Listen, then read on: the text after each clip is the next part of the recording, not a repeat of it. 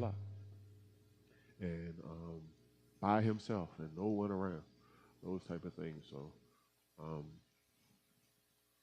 so if we stand on our uh, principles, our sunnah, and we do what we're supposed to do, things might seem weird to some people. If we answer it to the best of our ability and not sugarcoat it, um, I remember a guy I worked with when I was working at Duran Paint, when I was a manager at Duran Paint, and the guy was like, "Hey, do you go to the bathroom and sit down?" And I was like, "Yeah." "Man, what are you doing? This, that."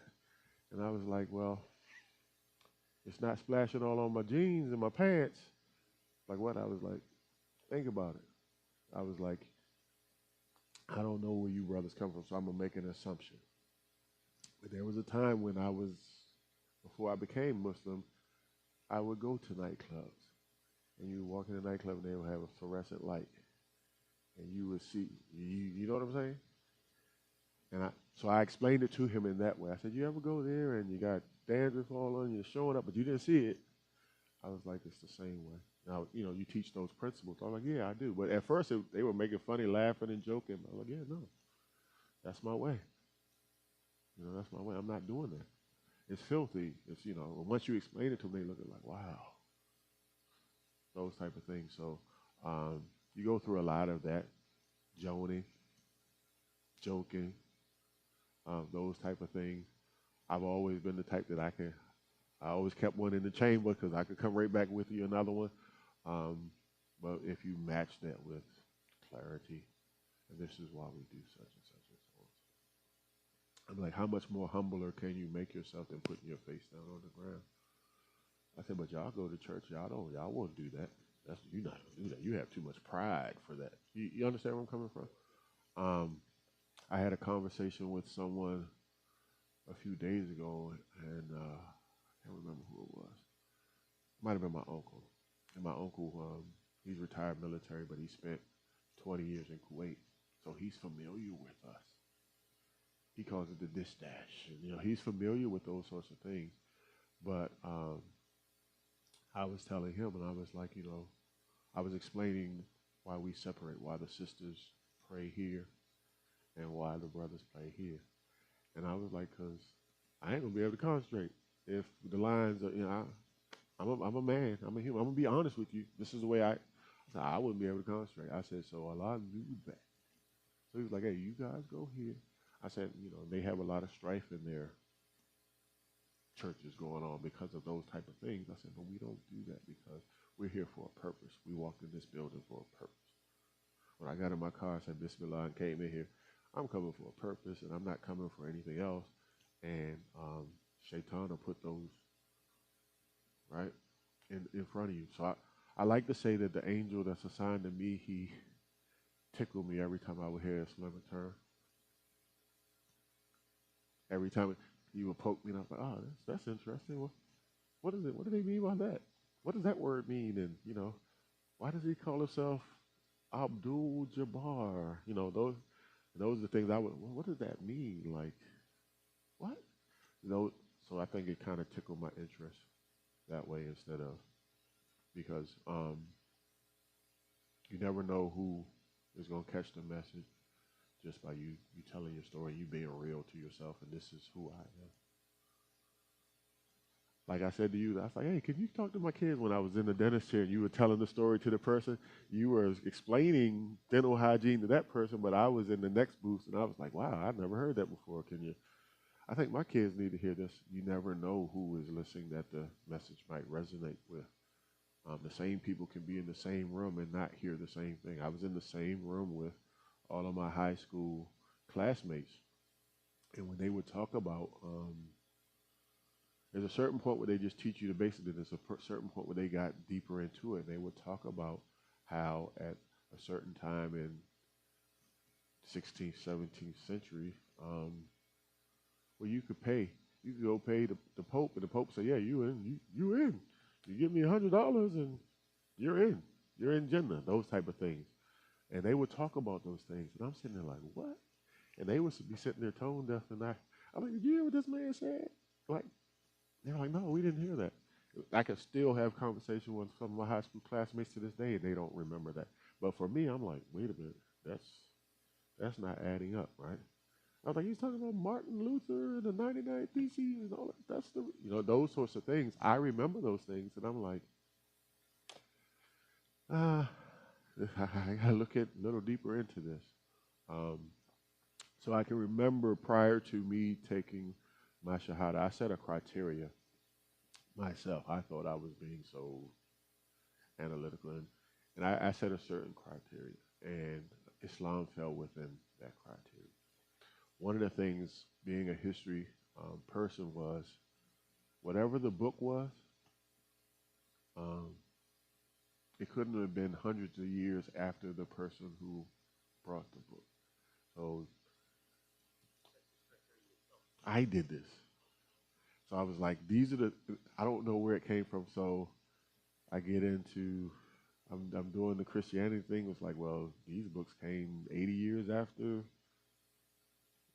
Jesus died. I'm like, well, I remember in elementary school we did the little thing was like whisper the word and it goes all around the class and you said cat, and by the time we got around to the other side of the class it was zoology or something. It's like, well, how did you get that from?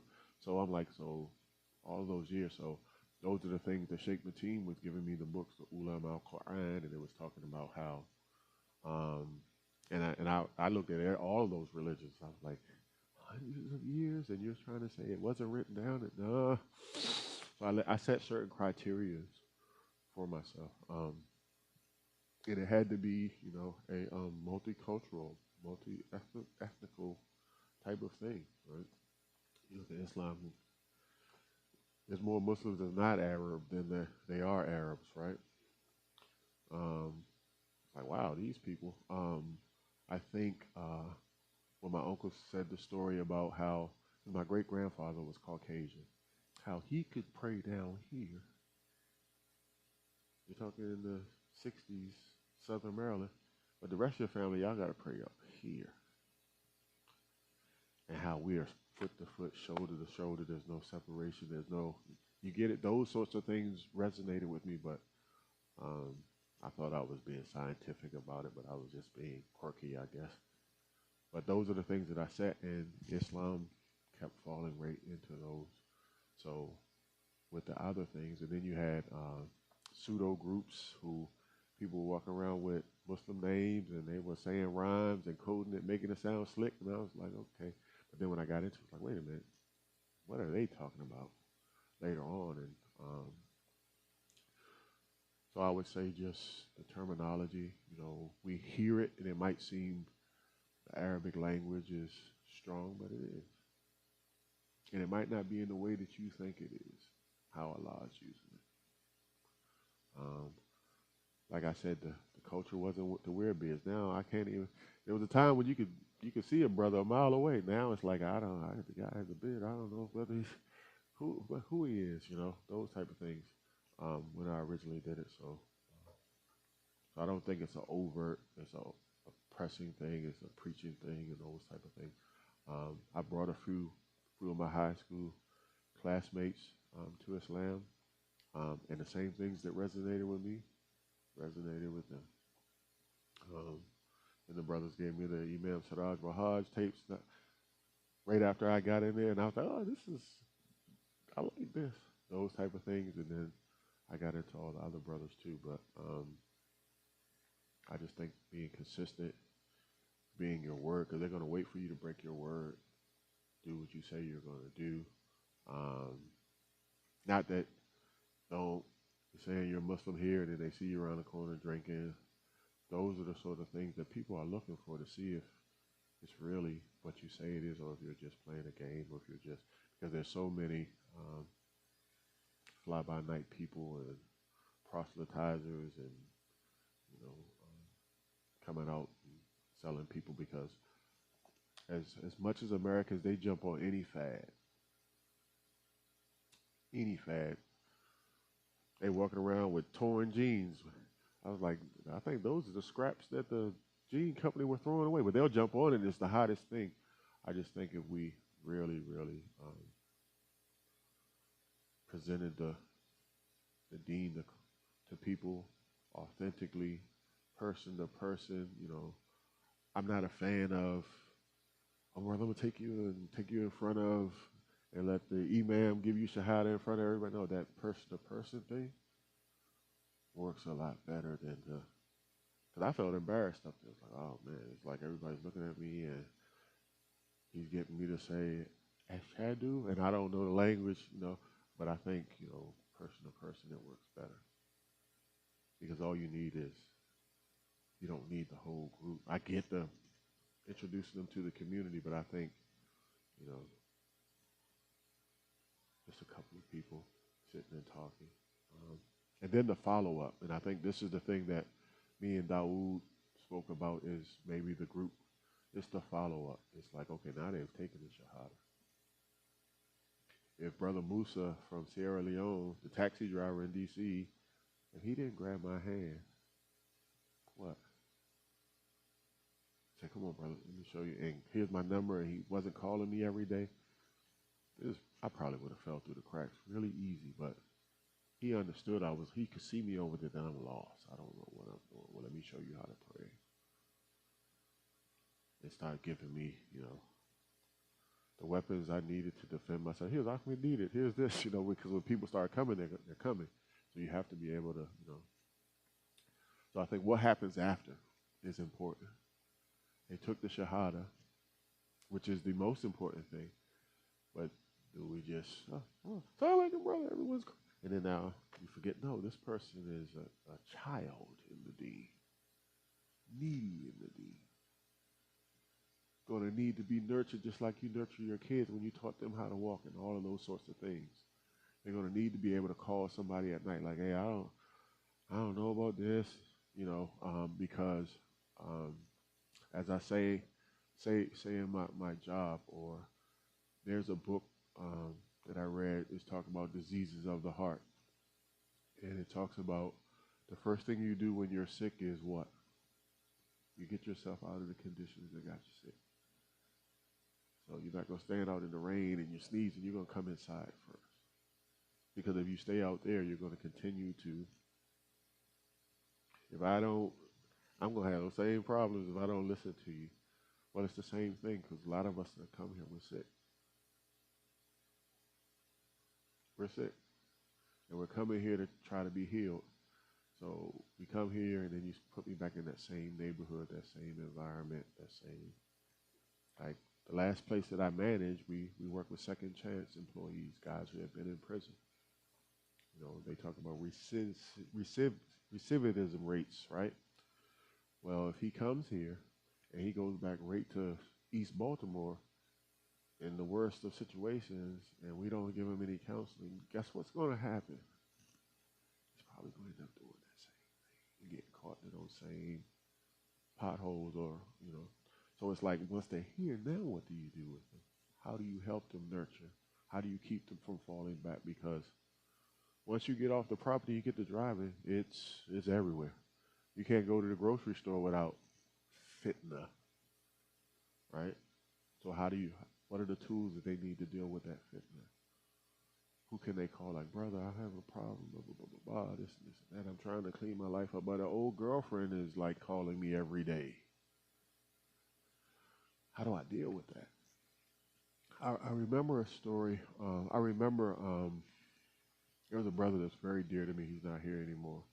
And he and I were really tight, and it was not too long after I became Muslim. And he and I used to go to New Jersey a lot, and we were doing some business things. And I remember being in a really rough neighborhood with him, and we were giving dawah. Really rough neighborhood. Really rough neighborhood in Newark, New Jersey. And this guy was the drug kingpin for the whole area. And we're sitting in his house, and we're giving him dawah. And he turns to me, and he was like, hey, how do I walk away from all of this? I don't know. I've never had all of this. And I said to him, I can't tell you that. I can walk with you as we figure it out. I can't tell you that, how to do that. And he turned to me, he was like, that's the realest thing I've heard somebody say. They're always telling me they don't know. I was like, I don't know how to tell you how to do this. I just tell you what you're doing is wrong. How you walk away from this, we're gonna have to figure this out together. I don't know. And I think being upfront and frank with people, and when you don't know, saying I don't know, um, and it might not be a way, because I don't know if there's one in the Hadith and the Sunnah for the big time drug dealer who's kingpin, right? I don't know, but we're gonna have to figure this out. But what I do know is this: you can't die on this, because if you die on this, I know what's coming. Those type of conversations. And I think somebody has to be there to answer those phone calls and say, hey, after you take it, um, disciplining your body to not eat. Well, that's why it's a hard thing. It's not a hard thing. It's mental, right? It's more mental than it's physical for me. And people can learn that. But it's what happens when the world that you left when you walked is still there waiting for you. What happens then? Or if you come in to Islam and you have a substance abuse problem, it's not, you have to make that decision. You have to get to that point where I don't want to do it anymore, but it's not just because you walked in and you took shahada today that it's going to happen. Those temptations are, they say Shaitan studies you. He's an expert. I got one that's an expert in me. You have one, they know what to throw in front of you. But you might need help and brothers who've been through it. There's brothers with wisdom and things like that to be able to say, hey, let me talk to you for a second. That road you're going, I don't think it's the right road to go down to. He and I, remember we had a conversation the last time we were talking about the people with I said, I don't know why they put that stuff in their mouth. It stinks. If you remember, your sister was like, what? It stinks? I was like, yeah, that's like gross. Don't put that in your mouth. But anyways, you have to sometimes explain things that might be obvious to us are not obvious to people who aren't exposed or aren't as learned as us in certain things. So what's obvious to him as far as ain't obvious to me, I don't know. What's obvious to some of the brothers that convert might not be obvious to brothers who were raised as Muslims their whole lives, and vice versa.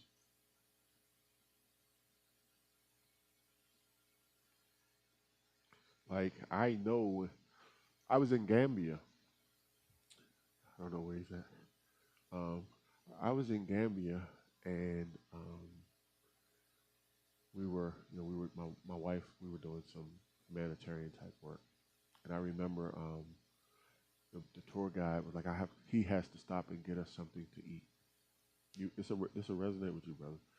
So we stopped at a place, and I'm sitting in the car, and my wife and sister there in the back, they're doing their medical journaling and all that type of stuff. And I see some people looking at me like, I said, oh man, we're in the hood. To me, I said, oh, this is not. So I kind of perked up, and they're just giving me that eye. That we might know that eye when we see that eye. And they're back there oblivious to it. They don't understand what's going on. But I'm like, so a couple of days later, I went to talk. I said, hey, when you went to get something to eat the other day, I was like, what was going on around there? And he was like, how did you know? I said, man, I go to Baltimore every day. I know, right? That look. And my wife was like, what are you guys talking about? But I was like, oh, I know that look. That's the eye of the tiger there. I need to be on my P's and Q's because, that type of neighborhood, that type of environment is everywhere, in every country, but you know it when you see it. Whereas they like, better not walk out of this car right now. You have to stay in this car, wait for this guy to come back until we get out of this neighborhood. We don't speak the language, we don't anything. So there's things that everyone can learn from each other. But I think there's things that we have in my 30 years of being Islam that someone just come in and take a shahada they don't know. And then there's things that they're going to experience when they go back out. Right? There was a brother here there was a Tabligh group here a couple of weeks ago. He worked for me. And he came, oh, this is my boss. I was like, no. I don't work there anymore. I'm your brother. But I remember he wanted to come work on day shift, but they don't know how to get Fridays off to go. But there's a reasonable accommodation. You put in a, I know so there's things that people don't know because they're going to have those hurdles when they get back on the job. What do you mean you got to go on Friday? We work on Friday. No, well, I'm going to put in a reasonable accommodation request. I'm going to ask that you give me this time off. Hey, I'll come in Saturday, work a couple hours for you, but Friday at this time, I have somewhere I have to be. And there's a way that you present it, and there's certain things they can do and they can't do. But if you don't know that, and you just came in here, you took the shahada, and you go back out and you go tell your boss, like I did, well, on Fridays, I got to go. They're giving you, that threatening posture, like, oh, you better be here. They don't understand how to navigate those waters. But brothers that have been through it can tell them, no, you can put in a reasonable accommodation, right? And by law, they're required to give you that reasonable accommodation, unless that company can go out of business or shut down because of you. And most of us work for pretty big companies that me missing an hour on Friday or taking my lunch later or whatever I need to do is not going to shut, so they can't stop you. But they don't understand those things. They don't know these things. I think Muhammad had just come over from Pakistan. He didn't know. I was like, this is what you need to do, Muhammad. You need to do. Now, I'm the boss, sort of like what Trump's doing, suing himself. I'm like, I'm that person. I can't really tell you that, but I got to answer to Allah too, so I got to kind of tell you this is how you do it. This is the way you put it. This is the way you word whatever you have to word. Or same thing when he wanted to go to Hajj. It was like, okay, put in a leave an absence request. People don't understand those type of things because they've never had to do it because they do their worship on Sundays, weekends when it's closed. This whole country is set on their type of schedule. But hey, I need to be here Friday. You, and it can't be like, y'all do what y'all got to do, but I can tell you where I'm going to be at. We'll figure the pieces out later. That's sort of kamikaze, right? I might not have a job the next. Now I'm really in. So there's waters that they have to navigate that people with experience that's been through it can help them on those type of things too, right? So I think it's the post that we can concentrate on, and that's how we can help people better. Yes, deliver the message, but then afterwards, don't just throw them back out there and think that they're gonna. Well, y'all can. Thank you. No, thank you all. Thank the masjid. Thank the group. All those sorts of things. Alhamdulillah. I